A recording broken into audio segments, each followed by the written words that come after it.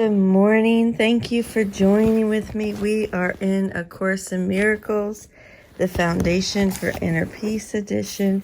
We are on Chapter 7, The Gifts of the Kingdom, and this is Section 8, The Unbelievable Belief. If you'd like to close your eyes and join me in prayer. Dear Father, please allow me an open mind for a new experience with all things today, especially today's reading, this world, which includes myself and my brother, and you, God. Help me to set aside all things I think I know about everything. And so it is. Amen. The unbelievable belief. We have said that without projection there can be no anger, but it is also true that without extension there can be no love.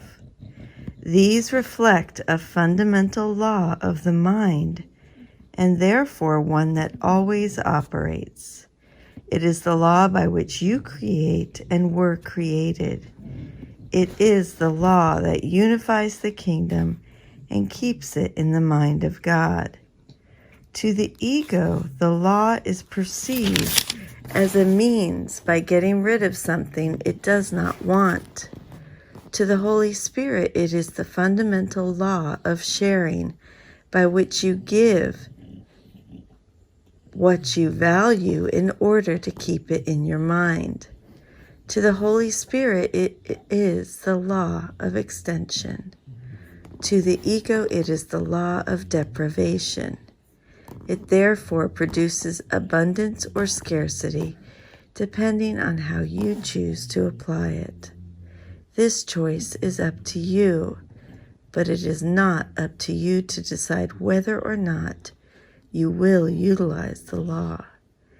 Every mind must project or extend, because that is how it lives, and every mind is life. The ego's use of projection must be fully understood before the inevitable association between projection and anger can be finally undone. The ego always tries to preserve conflict. It is very ingenious in devising ways that seem to diminish conflict because it does not want you to find conflict so intolerable that you will insist on giving it up. The ego therefore tries to persuade you that it can free you of conflict, lest you give the ego up and free yourself. Using its own warped version of the laws of God, the ego utilizes the power of the mind only to defeat the mind's real purpose. It projects conflict from your mind to other minds in an attempt to persuade you that you have gotten rid of the problem. There are two major errors involved in this attempt. First, strictly speaking, conflict cannot be projected because it cannot be shared. Any attempt to keep part of it and get rid of another part does not really mean anything.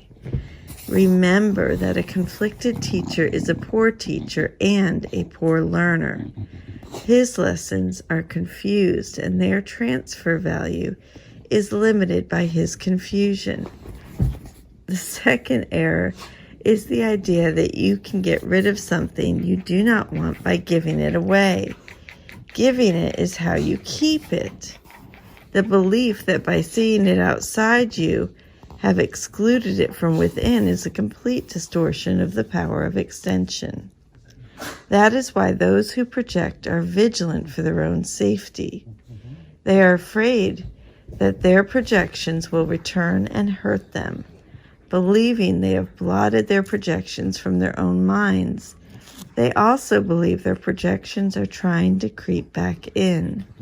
Since the projections have not left their minds, they are forced to engage in constant activity in order not to recognize this. Let's go ahead and stop there for today. We will pick up and finish this section tomorrow. Paragraphs 4 through 7, they're long paragraphs. Holding grievances is an attack on God's plan for salvation. Holding grievances is an attack on God's plan for salvation. What is salvation, Father? I do not know. Tell me that I may understand. What is salvation, Father? I do not know. Tell me that I may understand.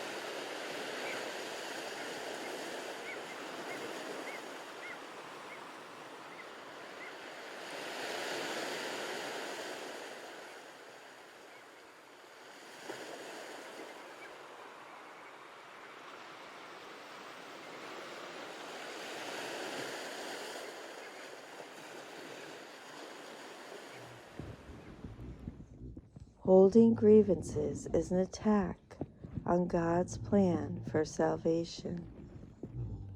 Whenever you need to, ask, "What is salvation, Father? I do not know. Tell me that I may understand." Wait a minute or so in silence with your eyes closed and listen for him to answer. Go ahead and think of 3 things that you are grateful for.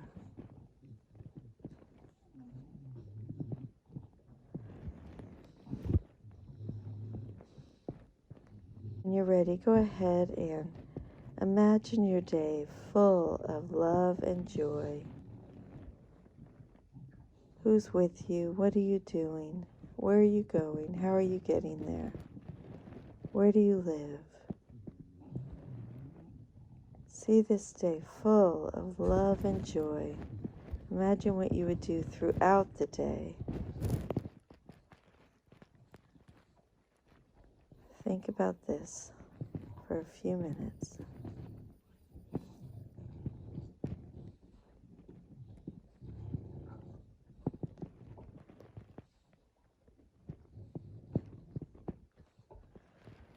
And now let's go out into the world and carry this light, carry this love, and carry this joy.